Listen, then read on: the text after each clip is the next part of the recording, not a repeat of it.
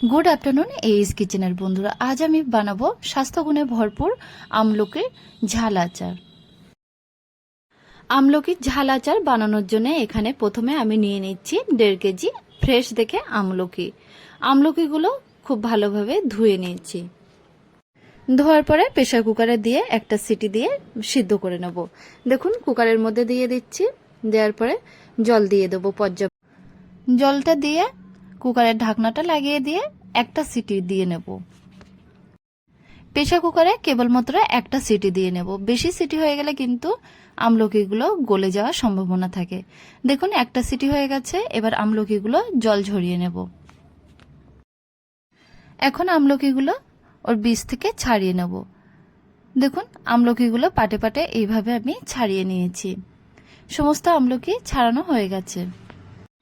আচারের জন্য একটা মশলা বানিয়ে নেব। দেখুন শুকনো কড়াইতে দিয়ে দিচ্ছি 3 টুকরো দারুচিনি, 4টে গরম মশলা আর 2 চামচ পাঁচফোড়ন। এই মশলাগুলো বেশ ভালোভাবে শুকনো খোলায় ভেজে নিতে হবে। 4 থেকে 5 মিনিট ধরে লো টু মিডিয়াম ফ্লেমে মশলাটা ভালোভাবে ভেজে নেব। যখন ভাজার একটা সেন্ট আসবে তখন মশলাটা নামিয়ে নেব, নিয়ে ব্লেন্ডার জারের মধ্যে দিয়ে পাউডার বানিয়ে নেব। এবার মিডিয়াম ফ্লেমে একটি কড়া বসিয়ে কড়াইয়ের মধ্যে 700 মাস্টার্ড অয়েল দিয়ে দেব। তেলটা যখন বেশ ভালোভাবে গরম হয়ে যাবে তখন তেলের মধ্যে দিয়ে দিচ্ছি 2টো তেজপাতা, বড় চামচের হাফ চামচ কালো জিরে, আর দিয়ে দেব ছোট হাফ বাটি কাঁচা লঙ্কাটা কেটে নিয়ে দিয়ে দিয়েছি। এরপরে দিয়ে দিচ্ছি বড় চামচের 1 চামচ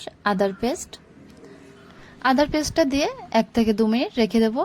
দেখুন আদাটা যখন একটু হয়ে আসবে, কাঁচা ভাবটা থাকবে না, তখন দিয়ে দেব তেলের মধ্যে বড় চামচের হাফ চামচ হলুদের পাউডার, হাফ চামচ কাশ্মীরি লঙ্কার পাউডার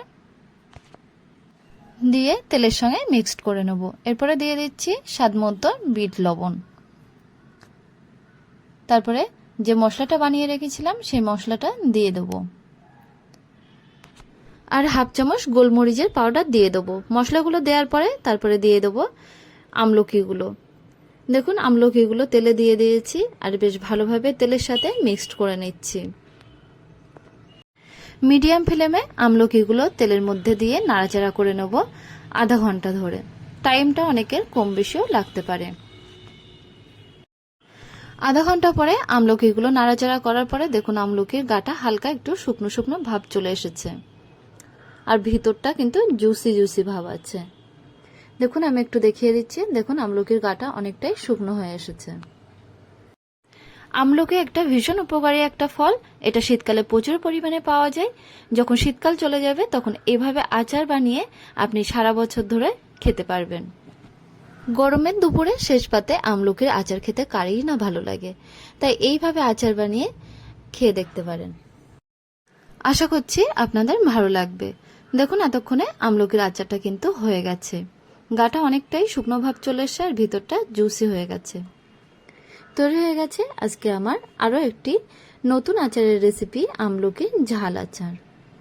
আমার এই আচারের রেসিপিটা আপনাদের যদি ভালো লেগে থাকে তাহলে অবশ্যই ভিডিওতে একটা লাইক দেবেন আর আমাদের চ্যানেলটিকে সাবস্ক্রাইব করার অনুরোধ রইল। সবসময় আমাদের পাশে থাকার জন্য আপনাদের সকলকে ধন্যবাদ।